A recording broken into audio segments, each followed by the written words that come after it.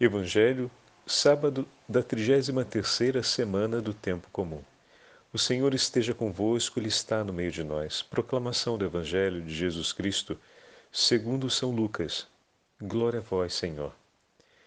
Naquele tempo, aproximaram-se de Jesus alguns saduceus que negam a ressurreição e lhe perguntaram: Mestre, Moisés deixou-nos escrito: se alguém tiver um irmão casado e este morrer sem filhos, deve casar-se com a viúva, a fim de garantir a descendência para o seu irmão. Ora, havia 7 irmãos. O primeiro casou e morreu sem deixar filhos. Também o segundo e o terceiro se casaram com a viúva. E assim os 7, todos morreram sem deixar filhos. Por fim morreu também a mulher. Na ressurreição, ela será esposa de quem? Todos os 7 estiveram casados com ela. Jesus respondeu aos saduceus: Nesta vida, os homens e as mulheres casam-se, mas o que forem julgados dignos da ressurreição dos mortos e de participar da vida futura, nem eles se casam, nem elas se dão em casamento. E já não poderão morrer, pois serão iguais aos anjos. Serão filhos de Deus porque ressuscitaram. Que os mortos ressuscitam, Moisés também o indicou na passagem da sarça, quando chama o Senhor, o Deus de Abraão, o Deus de Isaque e o Deus de Jacó. Deus não é Deus dos mortos, mas dos vivos, pois todos vivem para Ele. Alguns doutores da lei disseram a Jesus: Mestre, tu falaste muito bem. E ninguém mais tinha coragem de perguntar coisa alguma a Jesus. Palavra da salvação. Glória a vós, Senhor. Sábado da 33ª semana do tempo comum, hoje memória facultativa de Santa Catarina da Alexandria, Virgem e Mártir. Em nome do Pai, do Filho e do Espírito Santo. Amém. Queridos irmãos e irmãs, a Santa Liturgia hoje nos entrega um texto do 20º capítulo do Evangelho de São Lucas.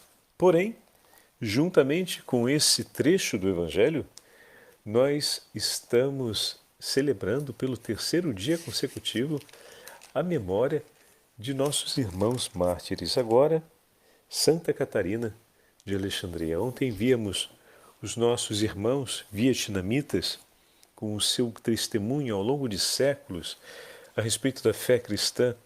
O Vietnã passou inúmeras temporadas, vamos dizer assim, de severa perseguição contra o cristianismo. E por anos foi evangelizada a população e foi transmitida a fé através dos leigos, porque os sacerdotes não podiam, quer dizer, os meninos não podiam ser ordenados, foram destituídos dos seminários, houve uma perseguição maciça e nesse espaço de tempo também os missionários eram impedidos de entrar no país. Então, o Vietnã já viveu tempos bem difíceis e ainda vive muitas questões que são extremamente delicadas.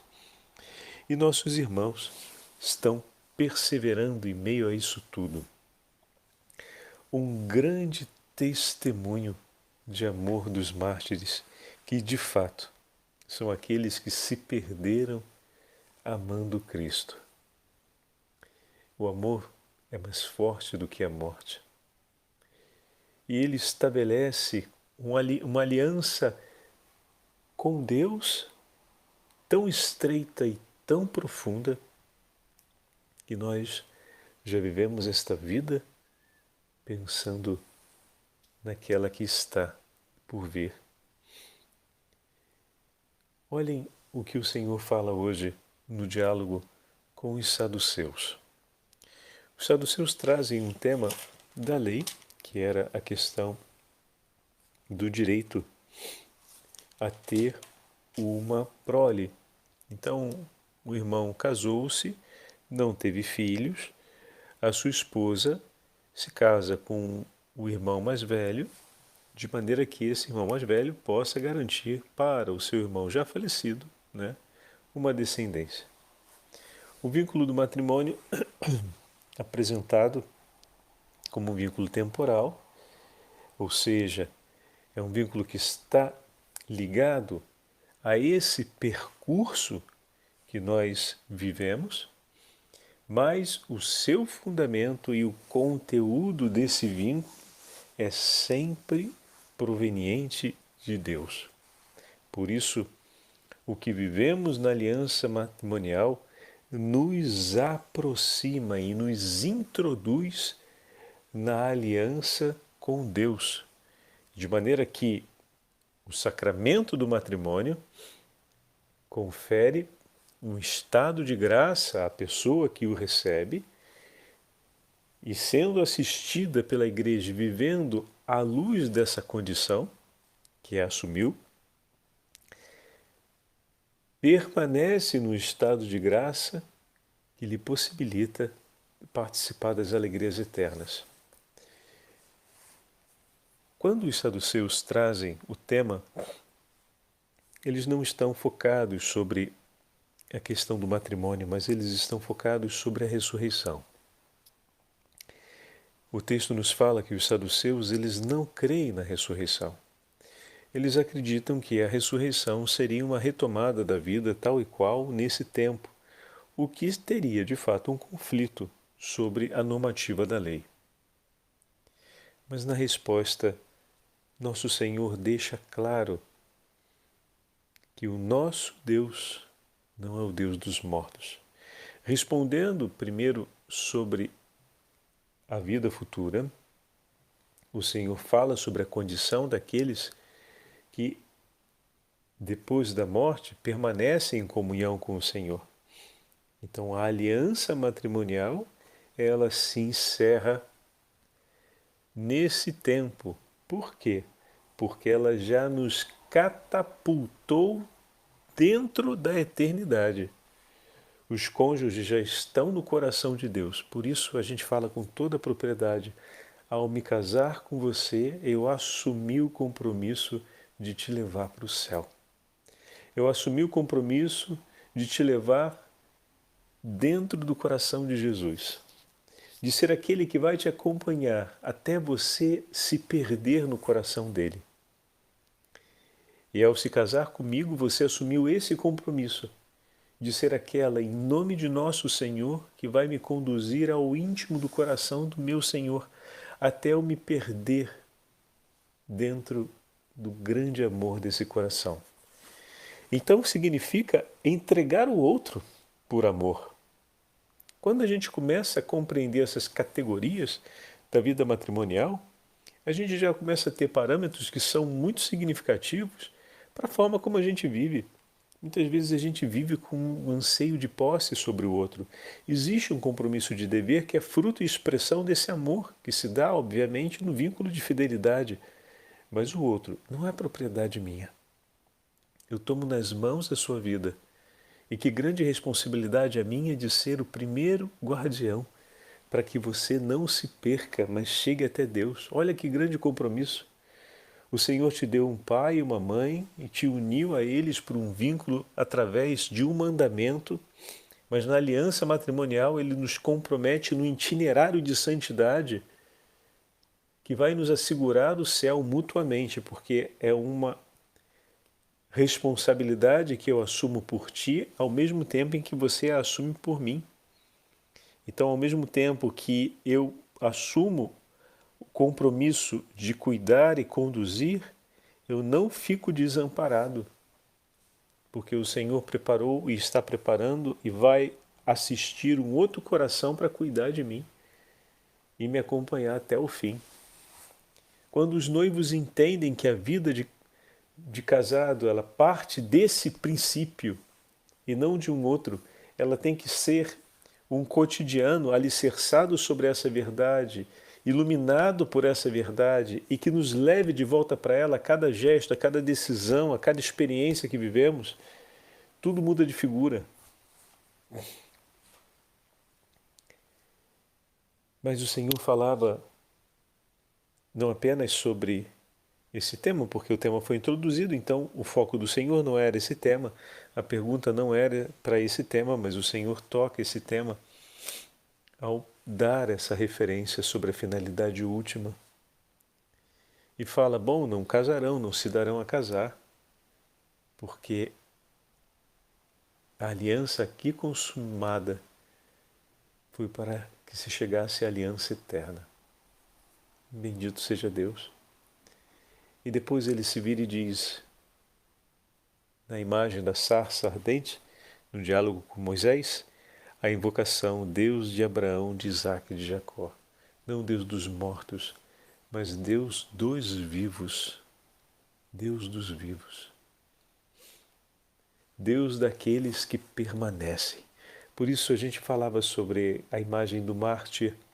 É aquele que já amou e permaneceu nesse amor em vida. Por isso os mártires entram direto para o céu, porque eles amaram de tal forma que tudo entregaram pelo Senhor. Até o último suspiro deles foi amando e em comunhão com o Senhor. Pronto.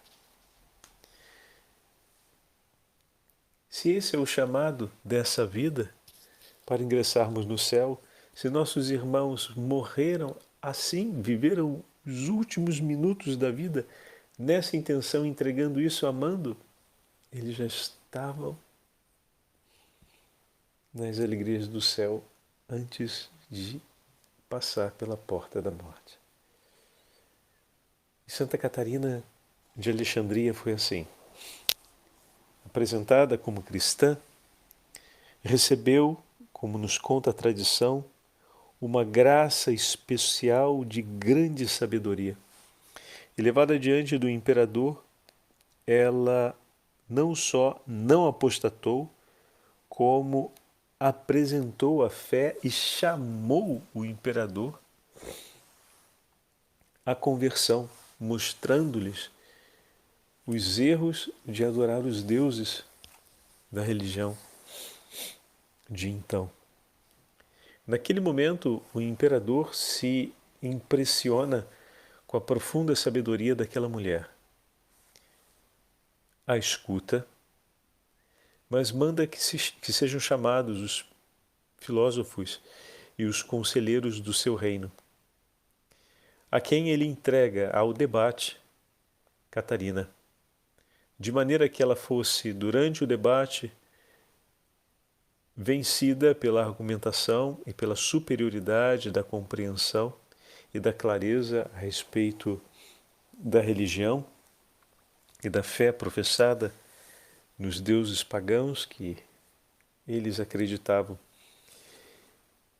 Entretanto, o Senhor sustentava com as luzes do Divino Espírito Santo o coração de Catarina de tal forma que após aquele longo debate, na tradição se fala um debate rápido, mas pela característica dos eventos, deve ter sido algo que levou um tempo bem maior do que um dia ou algumas horas.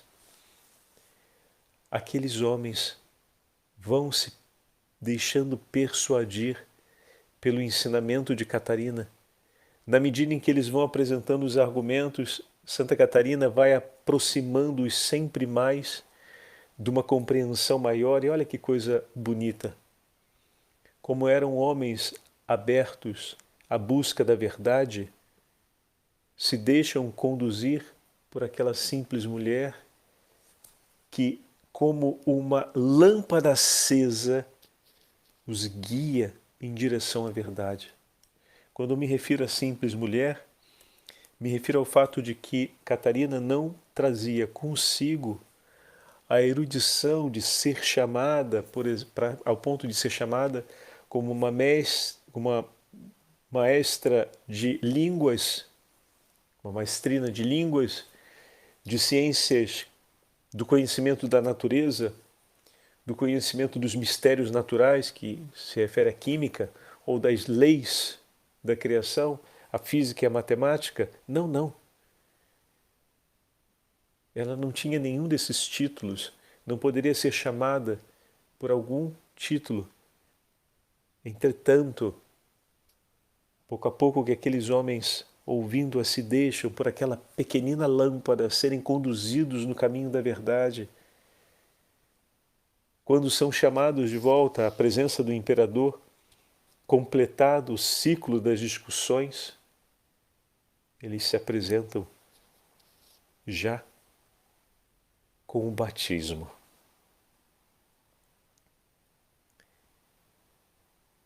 E falam de Catarina como aquela maestra, aquela maestrina, aquela mestre, aquela... Agora estou confuso com a palavra. Aquela que os conduziu ao caminho da verdade. Que belo, meus irmãos. Obviamente, Catarina de Alexandria, pela fúria do imperador, foi condenada à morte. Também seus conselheiros depois vão ser perseguidos, punidos, vão ter um destino não muito diferente do dela. Mas Santa Catarina entrou para a história como essa pequenina lâmpada acesa de quem compreendeu em profundidade a grandeza do amor do Senhor e soube instruir e ensinar os homens o caminho que leva para Deus. E sem temer a morte e confirmando a profecia, pois o Senhor disse que nos daria palavras tão cheias de sabedoria que inimigo nenhum conseguiria submeter-nos. E isso se comprovou na figura de Santa Catarina de Alexandria, Virgem Mártir, mulher consagrada a Deus desde tenra idade, a quem o Senhor deu esse dom extraordinário num momento muito importante para que diversos corações se convertessem ali naquele tempo e nos séculos futuros, ouvindo a sua história. E hoje nós estamos aqui ouvindo nessa geração a história de Santa Catarina e podendo dizer: bendito seja o nome do Senhor, porque as alegrias dos céus nos leva, nos conduz sempre com entusiasmo no caminho da vida. Vivemos para amar o Senhor e para fazê-lo amado. Vivemos desejando a eternidade e praticando já agora as alegrias dessa certeza. Vivemos com os tesouros do céu essa vida terrena e oferecemos aos homens não aquilo que deles recebemos, mas aquilo que Cristo nos entregou por meio de sua igreja. Ofereço ao meu próximo o que Deus me entregou, e o que recebo do meu próximo levo até o Senhor. Peço a Ele misericórdia ou canto hinos de louvor e de gratidão. E me uno à oferta. Se o meu amor me oferece, se o meu irmão me oferece do amor do meu Senhor, eu canto hinos de louvor com Ele, pois estamos celebrando aquilo que recebemos. Mas se meu irmão me oferece as suas misérias, a sua pequenez, aquilo que é a sua humanidade, que ainda espera por Deus, eu então tomo nas mãos e corro apressadamente até Deus, para colocar aquilo que recebi de sua humanidade aos pés e dizer: Senhor, tende misericórdia. Transforma, ilumina essa humanidade, a humanidade do meu irmão, vem em socorro dele. E eu te peço, não olheis para essas faltas, mas tende misericórdia, Senhor, como tivesses misericórdia de mim e me salvastes. Eu creio que podes também salvar o meu irmão e te suplico que essa graça não fique limitada ao bem que o Senhor me fez, mas vendo tudo o que o Senhor fez por mim, eu te peço, salva o meu irmão, o livra, Senhor, desse caminho de morte, dessa condição vazia em que vive sem Ti. Seja, Senhor, a plenitude do seu coração. Amém. O Senhor esteja convosco, Ele está no meio de nós. Pela intercessão da Beatíssima Virgem Maria, Rainha dos Mártires, pela intercessão de Santa Catarina de Alexandria, abençoe-vos o Deus Todo-Poderoso, Pai, Filho e Espírito Santo. Amém.